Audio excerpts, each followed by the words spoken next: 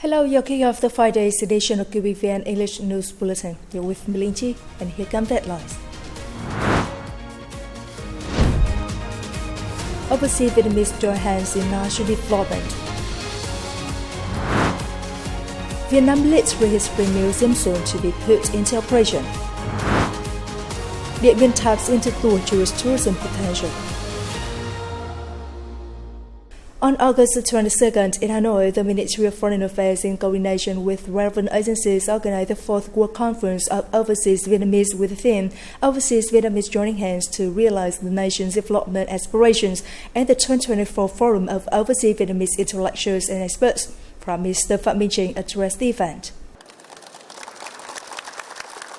The 4th World Conference of Overseas Vietnamese gathered over 400 overseas Vietnamese who are representatives of the Vietnamese community from more than 40 countries and territories. This forum provides domestic authorities with an opportunity to understand overseas Vietnamese conditions, perspectives, and aspirations, enabling them to enhance efforts in caring for and supporting the overseas Vietnamese community. In his opening remarks, Minister of Foreign Affairs Bùi Thanh Sơn said Vietnamese people overseas have been united and provided mutual assistance to overcome difficulties, live stably, and get themselves integrated into their host societies, while maintaining the national integrity and Vietnamese language, turn toward the country and continue to offer passion, intelligence, and strength to the cause of building and safeguarding the fatherland. Taking place right after the opening session in the 2024 Forum of Overseas Vietnamese Intellectuals and Experts under the theme Overseas Intellectuals and Experts Offering Ideas for the Nation's Green and Sustainable Development. Chúc hội nghị người Việt Nam ở nước ngoài, tôi vui mừng được biết.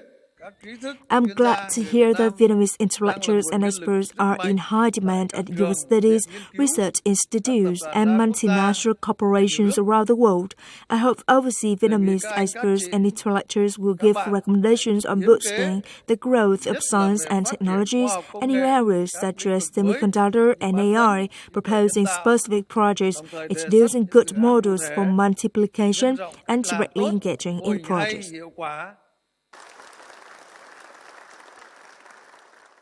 The event also featured discussions on the contribution of overseas Vietnamese to high-tech development, the role of overseas Vietnamese businesses in supporting the country, national unity, and the influence of the younger overseas Vietnamese generation.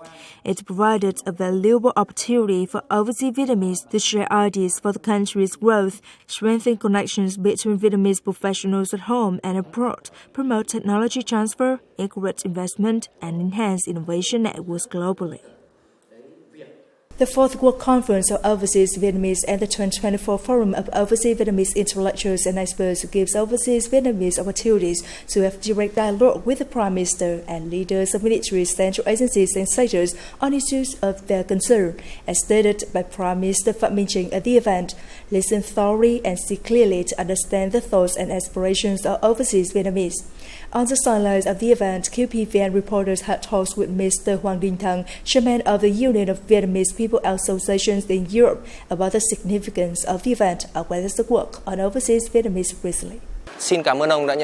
Vietnam's party and government have recently implemented many policies and strategies to mobilize overseas Vietnamese resources for national development and to strengthen the great national unity bloc. How do you evaluate these policies and strategies? We clearly feel that the Vietnamese party and government are increasingly interested in the overseas Vietnamese community.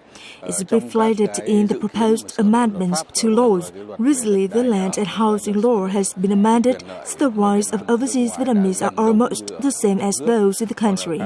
The regulations on ID card or regulations for overseas Vietnamese are becoming closer and more realistic to the rights of the overseas Vietnamese community. From the perspective of overseas Vietnamese, we are very excited about that. According to initial statistics, there are about 5 to 6 million overseas Vietnamese with an abundant resource, especially those in countries with developed science and technologies. On the occasion of the 4th World Conference of Overseas Vietnamese, do you have any ideas and expectations for the work related to overseas Vietnamese?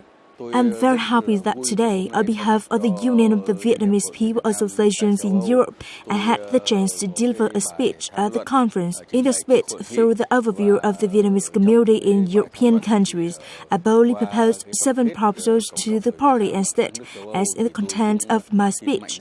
I'm so very happy, as in the Prime Minister's speech, he mentioned the proposals, especially the proposal on the issues of returning to the Vietnamese nationality, or the proposal that Vietnamese citizens abroad can participate in the elections of the association. Every year, the State Commission for Overseas Vietnamese Affairs coordinates with the relevant agencies in the country to organize activities specifically for overseas Vietnamese. For example, journeys to the CHUA'S or Spratly Islands, summer camps, activities on the occasion of the Home King Death Anniversary and Vietnamese language training classes. Those who love community work like us are very happy because these activities give us opportunities to meet and exchange contacts with the common goal of helping our community in the host country integrate better, develop stably, and have closer bond to the homeland. There are more and more overseas Vietnamese returning to the homeland with intellectual and material contributions. Why is there this trend? And how has the Vietnamese community in Europe contributed to the development of Vietnam recently? For Vietnamese people living abroad, I think that no matter what the conditions or circumstances, the Vietnamese people always remember their roots and be ready to support and share with the country when possible. Is the cultural identity of the Vietnamese. All Vietnamese people who left the country or have Vietnamese blood running in their veins, the origin of the nation is always something that they cherish. With the development of the community, both in quantity and quality, the connection between Vietnamese organizations and associations is very necessary. Currently in Europe, we are trying to organize associations not only within the national framework, but also within the regional framework. The formation of a union is also very complicated because the organization skill and the professionalism of associations in countries are very different. Yet we think that we have to start, then share experience to those places that are doing less effective. That is because we share the same goal of improving foreign and internal relations, helping the Vietnamese community integrate better into the host country, preserving the cultural identity of our nation, while promoting the image of the country and Vietnamese people to the people and government in host country. Một lần nữa, xin cảm ơn ông đã tham gia chương trình. On August 22nd, in Hanoi, General Phan Van Giao, Minister of Defense, inspected the construction progress of the new Vietnam Military History Museum. The new Vietnam Military History Museum will open for visitors this October. After 28 months of construction, the large-scale museum is built with complex architecture and structure, as well as high technical and art requirements. At present, the construction progress of the museum has been basically completed as planned. General Zhang asked the Geopolitical Department to direct its functional agencies to prevent the investment project of infrastructure, landscape, and the outdoor exhibition space, ensuring the beauty of the entire ecosystem of the museum and creating a green, clean, and beautiful environment, thereby increasing the values of the entire project. Within the framework of the visit to Singapore to co-chair the Vietnam-Singapore Defense Policy Dialogue on August 22nd, Vietnam's Ministry of National Defense delegation, led by Deputy Defense Minister Senior Lieutenant General Hoàng Xuân Chiến, paid a cursory call on Singaporean Minister of Defense Mr. Giang Biên Han. General Chiến valued the Singaporean Ministry of Defense for providing the Vietnamese Ministry of Defense with specialized training and language training courses and for assigning Vietnamese officers to work at the Information Forces Center, Singapore Navy. In the coming time, the two sides continue to promote cooperation in the following areas of delegation exchange, especially high-level ones: maintenance of existing agreements, consultation and dialogue mechanisms, training, arms and service cooperation, young officer exchange, military medicine, search and rescue, cybersecurity, UN peacekeeping, and more. For his part, the Singaporean minister highly appreciated the maintenance of the direct ministerial-level defense policy dialogue mechanism. He also emphasized that the two countries' defense cooperation has significantly enhanced political trust and deepened the Vietnam-Singapore strategic partnership. The 15th Vietnam-Singapore Defense Policy Dialogue took place on May the 22nd at headquarters of the Ministry of National Defense of Singapore. Senior Lieutenant General Xuân Chien and Singapore's Permanent Secretary for Defense Chan Han Kee co-chaired the event. At the dialogue, the two sides discussed the world and regional situation and issues of mutual concern, while sharing views on the need to maintain peace, stability, internal security, safety, freedom of navigation and aviation in the East Sea, and resolve all disputes by peaceful means in accordance with international law. The two leaders emphasized that bilateral defense cooperation has been effectively implemented in recent times, closely following the contents agreed up on both sides since the 14th edition. In the coming term, the two parties pledged to promote contacts and delegation exchanges at all levels, especially high-level ones, maintain existing cooperation mechanisms, especially the defense policy dialogue, enhance cooperation among army corps, military services and research agencies, cooperation in training, cybersecurity, military medicine, search and rescue operations, continue to consult and support each other at multilateral forums.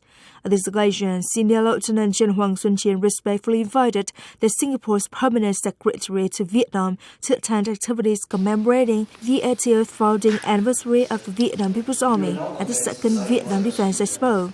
At the same time, welcoming Singaporean defense enterprises to tout their products at the exhibition. At the end of the dialogue, the two heads of delegation witnessed the exchange of a newly signed defense cooperation agreement. Coming up next, a great opportunity to promote Cao Bằng tourism. Điện Biên taps into Tuachu's tourism potential. The 8th International Conference of the UNESCO Global Geoparks Network for the Asia-Pacific region will take place in Cao Bằng Province from September the 5th to the 17th, as announced at the press conference on August the 22nd in Hanoi by the Ministry of Foreign Affairs and Cao Bằng Province. The conference themed local communities and sustainable development in geopark areas attracted 800 to 1,000 delegates. This biannual international conference aims to share experiences in building and developing geoparks according to UNESCO standards and to raise awareness about preserving heritage for sustainable tourism. Vietnam currently has 68 UNESCO-recognized sites, including Non Nước Cao Bằng Geopark, the 5th global geopark in Southeast Asia and the 2nd in Vietnam. Spanning over 3,683 square meters, Non Nước Cao Bằng is home to more than 200 heritage sites, reflecting 500 million years of the Earth's history. At this occasion, Cao Bằng will host various cultural activities and experiences that showcase the region's land and people, highlighting the province's development potential to both domestic and international visitors.